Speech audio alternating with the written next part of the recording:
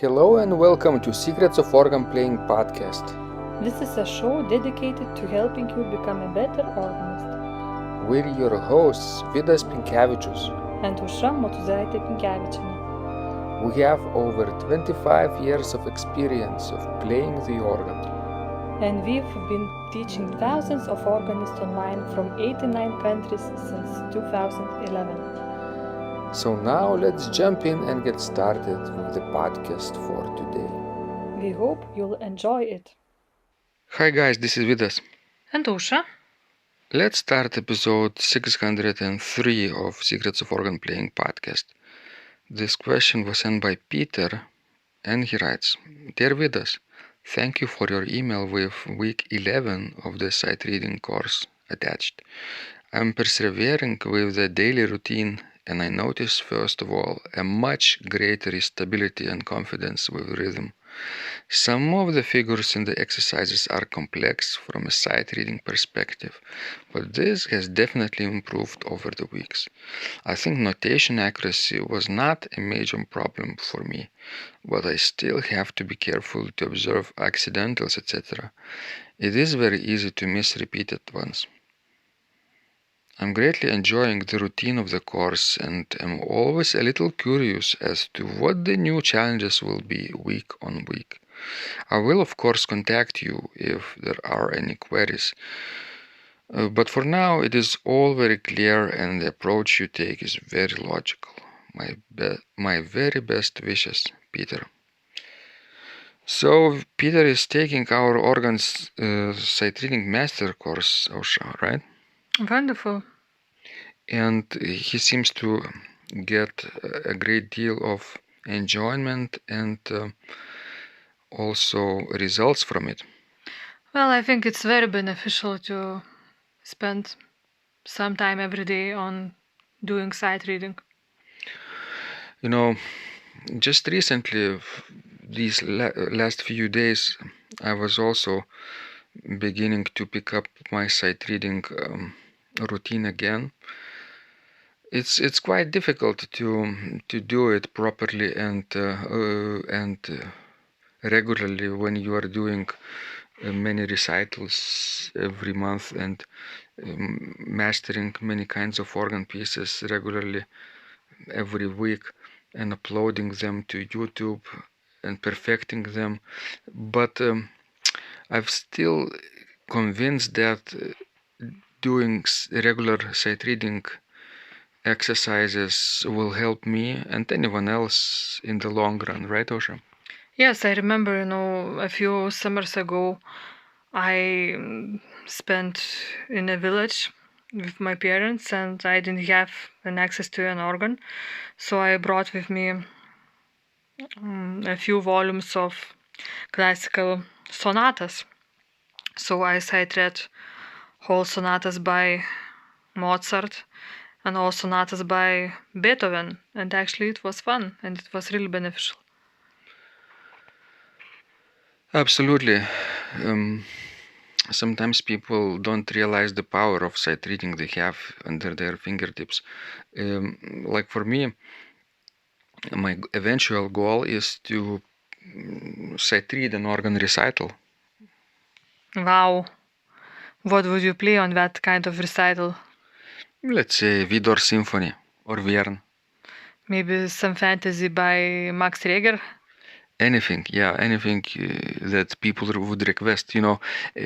Some organists online, when they play live recitals, they take requests from their audience, and sometimes they take requests and their fans leave comments with their favorite pieces, and for the next recital this organist would learn this piece or a few pieces.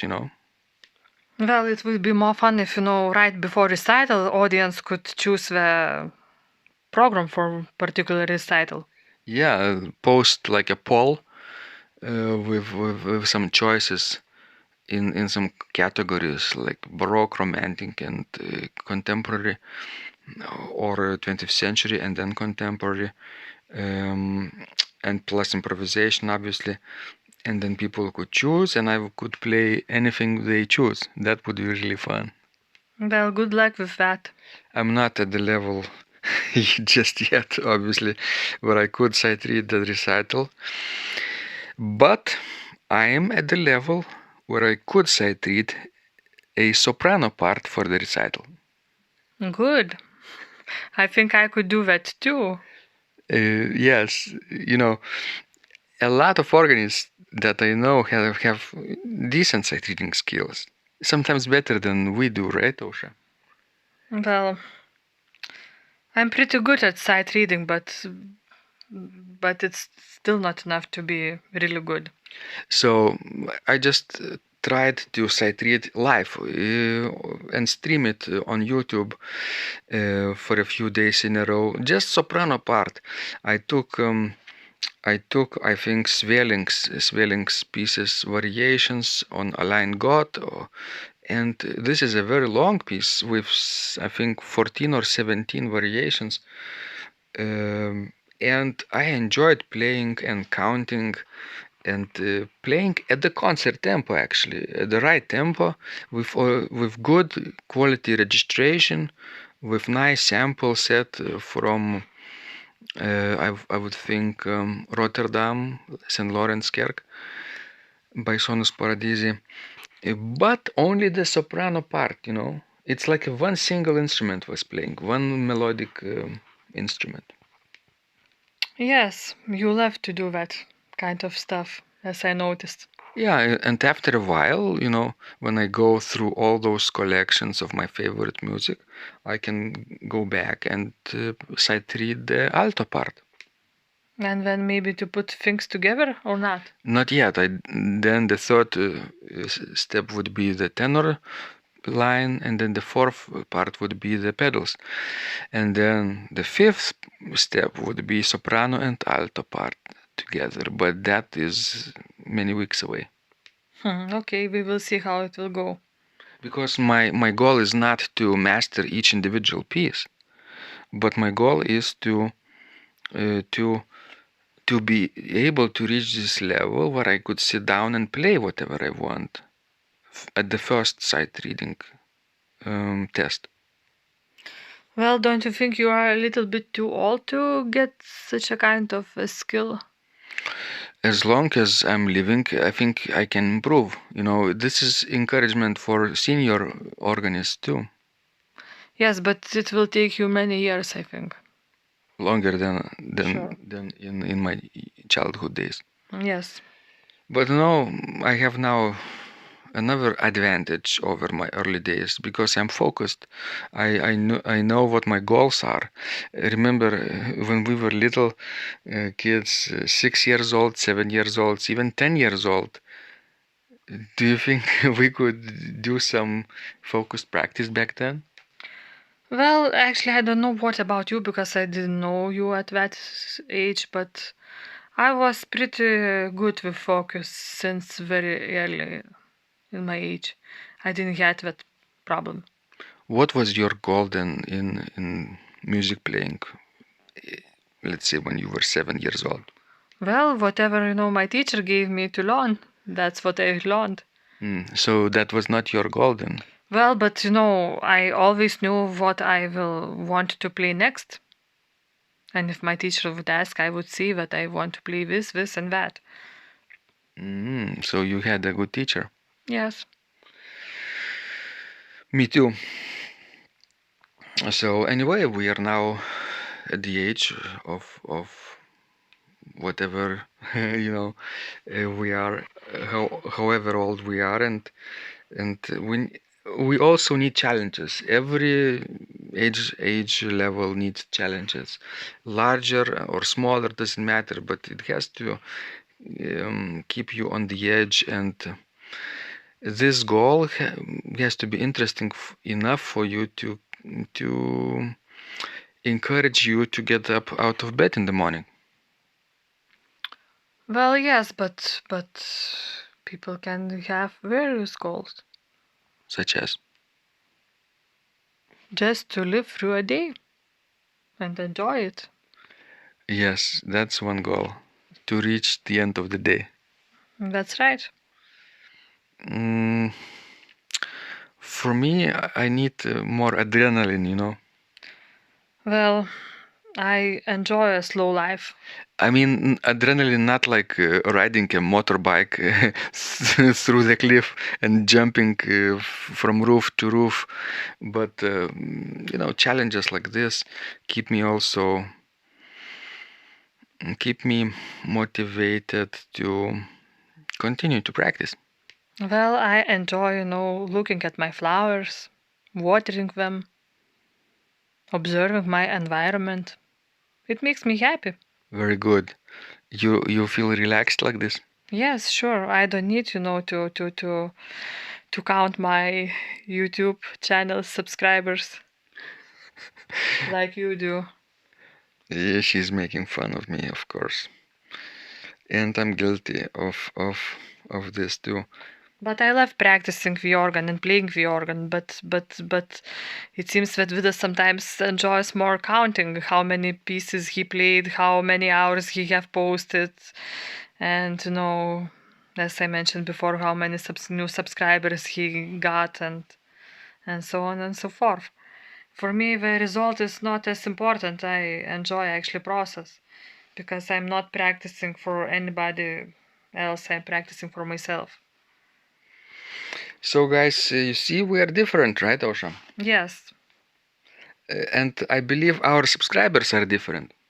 true.